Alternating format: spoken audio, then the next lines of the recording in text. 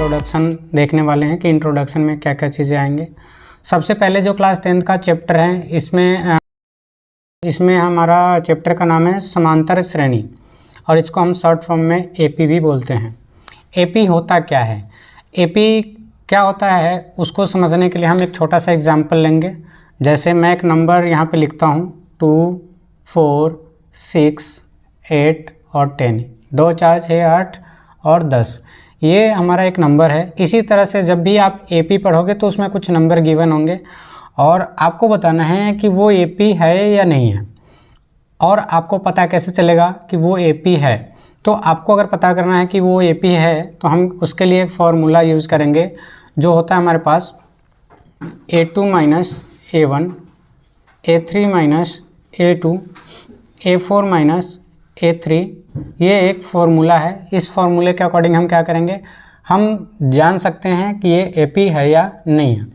अब हम देखेंगे कि A2 क्या है, A1 क्या है। तो A2 A1 को समझने के लिए मैं एक और काम करता हूँ, इसका नंबर देता हूँ A1, A2, A3, A4, A5। ये मैंने A1, A2, A3, A4, A5 लिख दिया है। अब फार्मूले के अकॉर्डिंग मैं इसको इसमें डाल दूंगा। तो फार्मूला क्या है, A2 माइनस A1। तो A2 क्या है हमारा 4 है, माइनस A1 क्या है 2 है, तो 4 माइनस 2 क्या आता है 2। उसके बाद A3 माइनस A2, तो A3 क्या है 6, तो 6 माइनस A2, A2 हमारे पास है 4 इज इक्वल टू 2। उसके बाद है A3 माइनस A2, तो A3 माइनस A2 ले लिया, A4 माइनस A3, तो 8 माइनस और A3 है 6 इज इक्वल टू 2। आपने देखा कि हम जो भी इक्वेशन लिए हैं इसमें क्या है कि सारे के सारे डिस्टेंस जो है सभी इक्वेशन में सेम आ रहा है, यानी यहाँ भी 2 आ रहा है, यहाँ भी 2 आ रहा है और यहाँ भी 2 आ रहा है। तो जब भी आपके पास कोई एपी दिया हुआ होगा तो उसमें क्या है कि दो नंबर के बीच में यानी A2 और A1 के बीच में जो डिस्टेंस है वो 2 होगा, और 2 नहीं होगा, मतलब A2 और A1 के बीच में इक्वल डिस्टेंस जितना है उतना ही A2 और A3 के बीच में डिस्टेंस होगा। अगर इस तरह से सभी नंबर्स के बीच में अगर डिस्टेंस इक्वल है तो हमारा एपी होगा, और अगर इक्वल डिस्टेंस नहीं है तो हमारा एपी नहीं होगा। तो ये था हमें एपी पता करने का तरीका। आपने देख लिया, आपको ये भी समझ में आ गया होगा कि A2 क्या है, A1 क्या है। उसके बाद कभी कभी मतलब इसी क्वेश्चन में अब जब आगे करोगे इसी चैप्टर में तो आगे आपको बोलेगा कि यहाँ पे A5 गिवन है, आपको 3 टर्म्स और आगे करना है। तो इसको हम बोलते हैं first term, second term, third. तो इस तरह से हमें 3 टर्म और आगे ले जाना है, यानी ये 5 है तो हम 3 टर्म और आगे ले जाएंगे। यानी हमें और क्या चाहिए, A6 चाहिए, A7 चाहिए और A8 चाहिए। तो 3 टर्म हम आगे और बढ़ाने हैं। तो इसके लिए हमारे पास 2 फार्मूले होते हैं। मैं पहला फार्मूला आपके पास लिखता हूँ, वो है हमारे पास A प्लस डी।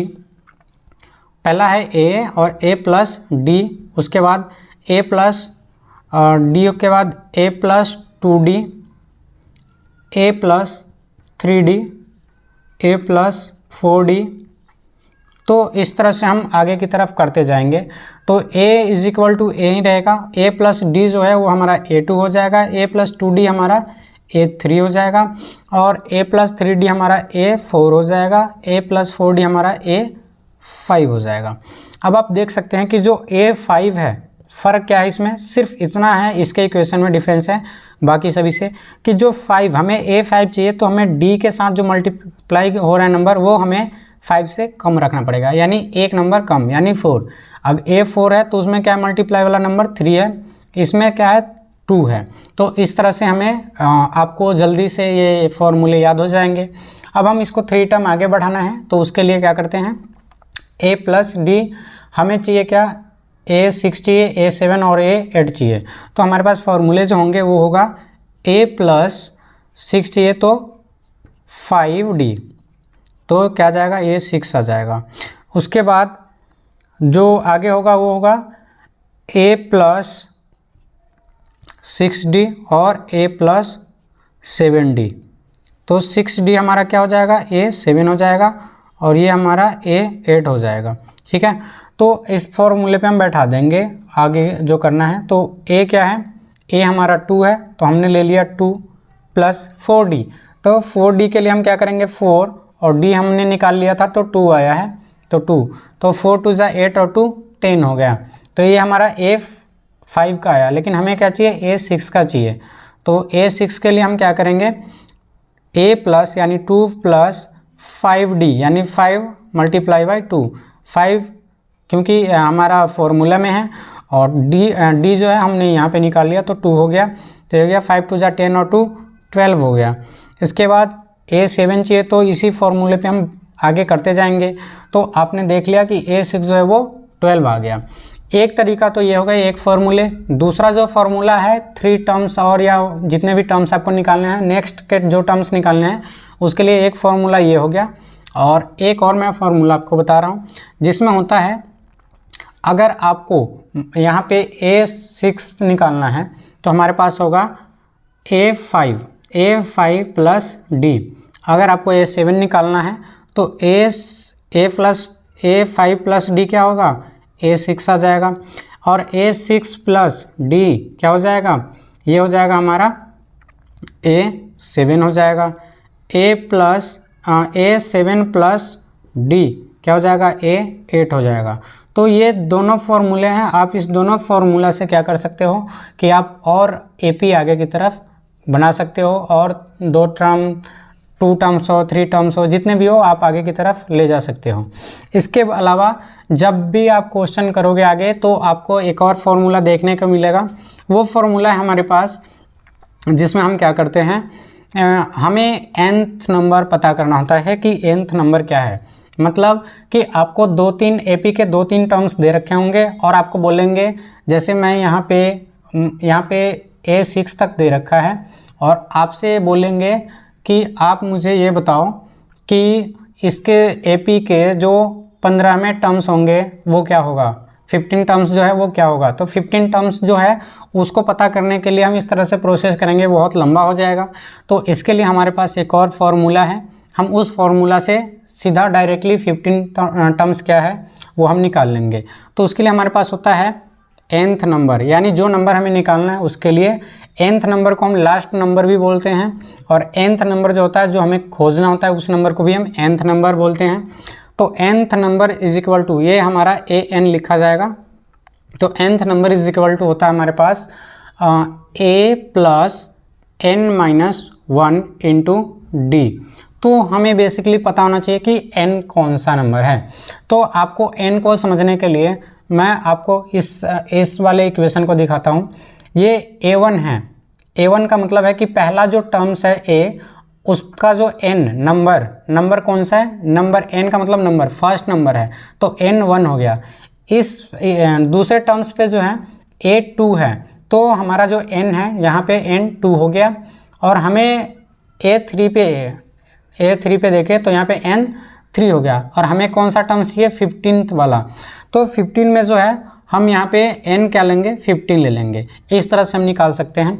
तो हम लिखेंगे nth number is equal to a कितना है 2 प्लस n-1। तो हमारे पास n कितना है 15 -1 और d हमने निकाल लिया था 2। अब इस इक्वेशन को सॉल्व करेंगे तो हो जाएगा nth number is equal to 15 में से 1 को माइनस कर देंगे तो हमारे पास बचेगा 14। तो हो जाएगा 2 प्लस 14 और 2 मल्टीप्लाई में है तो मल्टीप्लाई में एज इट इज छोड़ दिए। अब nth number is equal to हो जाएगा 14 2 = 28 और ये प्लस 2 है तो प्लस 2। तो nth नंबर जो हमारा आ गया वो कितना आ गया 30 आ गया। ठीक है, तो ये हमारा एक और n निकालने का फॉर्मूला है और इस फॉर्मूले के अकॉर्डिंग भी हम d भी फाइंड कर सकते हैं। और अगर आपको कभी कभी a नहीं दिया तो आप a भी फाइंड कर सकते हो और n भी फाइंड कर सकते हो।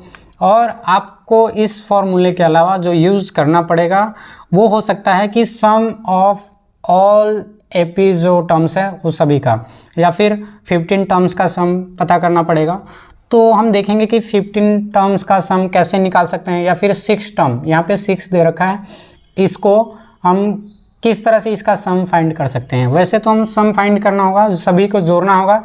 तो 4 और 2 6, 6 12, 8 20, 10 30 और 10 40 2 42, हम इस तरह से कर लेंगे।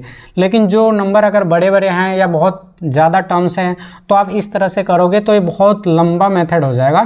तो हम इसके लिए एक फार्मूला यूज़ करेंगे जो होता है SN, यानी sum of numbers is equal to n/2 bracket यहाँ पे है 2a plus n-1 into D. ठीक है, तो इस फॉर्मूले से हम क्या करेंगे, डायरेक्ट हम इसका सम पता कर सकते हैं। आपको सभी चीज़ें बता दिया गया है, जैसे a क्या है, n क्या है, d क्या है, तो आपको इसमें ज़्यादा बताने की ज़रूरत नहीं है। और कभी कभी आप चाहो तो इसके जगह दूसरा फार्मूला, जैसे हमें ये आप इस फार्मूले को अगर ध्यान से देखें तो यहाँ पे है SN is equal to n/2, उसके बाद 2a को हम लिख सकते हैं a प्लस a, उसके बाद n-1 इंटू डी। ये फार्मूला का जो मेन उद्देश्य है, मुझे बेसिकली आपको थोड़े से ज़्यादा काम करने से बचाना है, मतलब आपको शॉर्टकट में समझाने, कभी कभी आपको nth नंबर दिया हो तो आपको इतना लंबा प्रोसेस नहीं करना होगा, आप थोड़ा ध्यान से समझिएगा। तो SN is equal to n/2 a plus फिर a plus a into n-1 into D. तो इस तरह से है। तो आप देख सकते हो कि SN is equal to n/2 और a को हमने ऐसे ले लिया, और इतना फार्मूला, अगर आप इतना फार्मूला को हटा दे तो हमारे पास क्या है, a plus n-1 into D. और हमने देखा था कि a plus n-1 into D क्या होता है, nth नंबर होता है। तो आप इनके जगह, जब आपको nth नंबर ऑलरेडी दिया हो तो आप इनके जगह क्या ले सकते हो, आप इनके जगह सीधा का सीधा ले सकते हो nth नंबर, या इस nth नंबर को हम L भी बोलते हैं। तो आप nth नंबर ले लो या फिर L ले लो, तो आपका जो है बिल्कुल सम इजीली निकल जाएगा, आपको कोई ज़्यादा मेहनत नहीं करना पड़ेगा। अगर आपको मेरा वीडियो पसंद आया तो मेरे चैनल को लाइक और सब्सक्राइब ज़रूर करें।